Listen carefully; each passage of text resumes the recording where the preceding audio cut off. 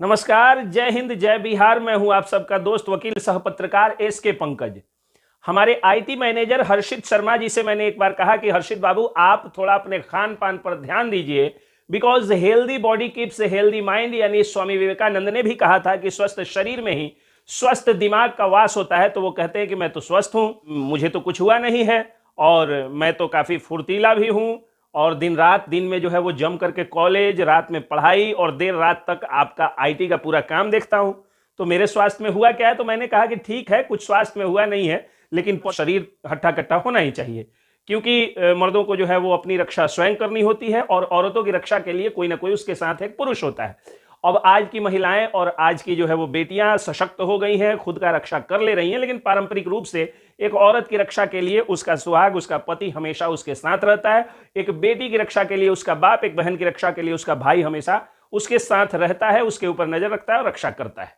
लेकिन मर्द को स्वयं की रक्षा करनी होती है। ऐसे में आपको खुद खान पान पर ध्यान दे करके और थोड़ा सा बॉडी को जो है वो हट्टा कट्टा बनाना होगा, थोड़ा जवान दिखना होगा। तो उन्होंने कहा अभी तो मैं लड़का हूं, यानी थोड़ा सा मैच्योर्ड हो जाने दीजिए। मैंने कहा नहीं, आपको खान पान पर ध्यान देना ही है।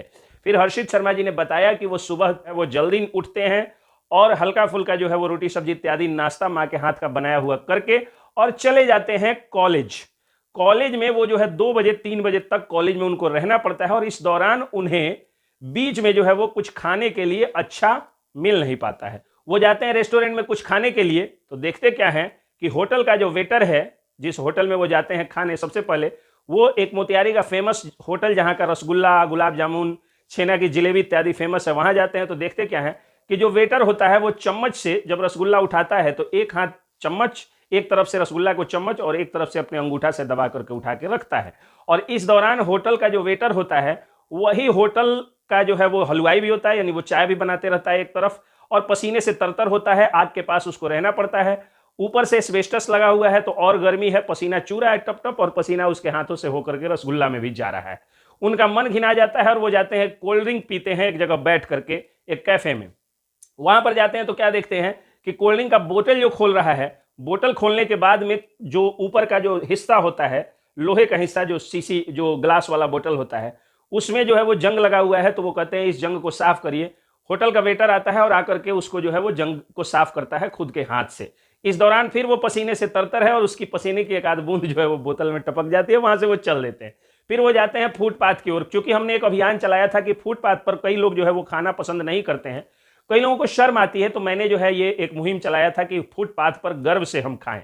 वो जाते हैं फुटपाथ के पास, देखते हैं एक जगह बड़ा साफ सुथरे ढंग से बाहर से एकदम मच्छरदानी की जाली लगाए हुए एक जो है वो भूजा वाला सलाद के साथ भूजा का आइटम दे रहा होता है। वहां पर वो जाते हैं और जैसे ही वह भूजा बना रहा है और भूजा में मसाला डाल रहा है कि मसाले की एक आध जो है वो डस्ट जो है मसाले का, वो उसके नाक में जाता है और उसको छींक आ जाती है। इस दौरान उसे खांसी भी आती है और वो ना तो मास्क पहने हुए होता है, ना भूजा बनाने वाले हाथ में ग्लोव्स पहने हुए होता है।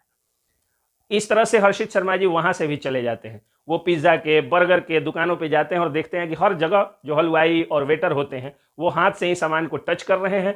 और इस दौरान जब वो कुछ देर वहां पे रुकते हैं तो देखते हैं क्या कि उसी हाथ से वो लोग आंख का कीचड़ साफ कर रहे हैं, कभी नाक में उंगलियां डाल रहे हैं, कभी जो है वो कान खुजला रहे हैं, तो कभी पेट खुजला रहे हैं, और उसी हाथ से जो है वो सामान को परोस भी रहे हैं। उस दौरान खांसने और छींकने की जो आदत है वो भी उनकी नहीं छूट रही है। और तो और कहीं अगर साफ सुथरे ढंग से कोई होटल का वेटर ले आकर के सामान रख भी दिया तो सामने बैठा हुआ व्यक्ति उसी होटल में कब छींक देगा और कब खांस देगा इसकी कोई गारंटी नहीं है। तो कहने का मतलब यह है कि हम सभी इसके विरुद्ध एक अभियान चलाएं कि हम जब भी खाने पीने की वस्तुओं के पास जाएं। मुझे भी याद है एक बार मैं अंडे का टोस्ट बनवा रहा था, उस दौरान टोस्ट बनाने वाला जब टोस्ट बनाया उसको खांसी आ गई और खांसी की कुछ बूंदे जो है उसमें चली गई, तो मैंने उसे छोड़ दिया था। और जब मैंने छोड़ा था तो अंडा वाला मुझसे झगड़ा भी कर लिया था।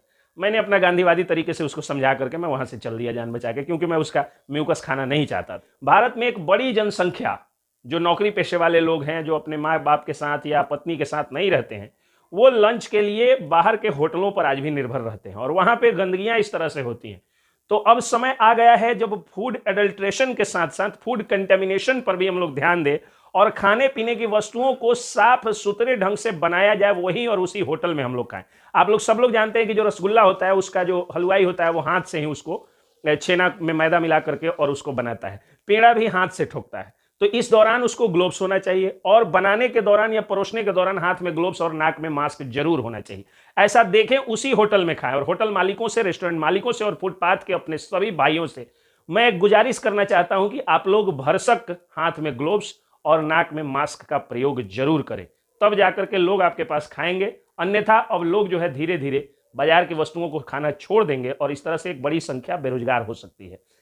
इसके बाद हर्षित शर्मा घर गए और बोले कि माँ, आज से बाजार की चीजें खाना भी बंद, और बीच में मैं लंच जरूर करूंगा, इसलिए लंच बॉक्स पैक करो। और वो अब रोटी सब्जी इत्यादि जो भी हलवा होता है घर से बनवा करके और ले जाते हैं, और ले जा करके अपने एल कॉलेज में खाते हैं। ये कहानी सिर्फ एक, दोनों साइड मेरे दिख रहे हैं, हर्षित शर्मा और भोजन की चीजों की नहीं है। ये कहानी भारत के हर उस विद्यार्थी, हर उस कामकाजी व्यक्ति की है जो अपने माँ से या पत्नी से दूर शहर में रह करके पढ़ाई या नौकरी पेशा करता है।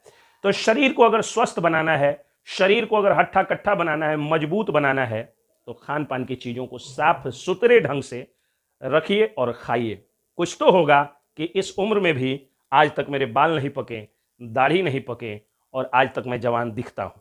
इसके पीछे कारण यह है कि मैं 2 बार स्नान करता हूं, एक सुबह में पसीना से स्नान और दूसरा में पानी से स्नान। और दूसरा मूल मंत्र है कि मैं एलोपैथिक दवाओं का कभी सेवन नहीं करता हूं जब तक इमरजेंसी नहीं आ जाए। हमेशा होम्योपैथिक, इलेक्ट्रो होम्योपैथिक या आयुर्वेदिक दवाओं का ही सेवन करता हूं। अगर कुछ हो जाता है तो भगवान की कृपा से अब तक कोई बीमारी नहीं होती है, लेकिन हल्की फुल्की जो भी बीमारियां होती है उसमें होम्योपैथ, इलेक्ट्रो होम्योपैथ और आयुर्वेदिक दवाओं का ही प्रयोग करता हूं। बाहर के सामान को तब खाता हूं जब साफ सुथरे ढंग से खुद के सामने बनवाता हूं। जय हिंद, जय बिहार।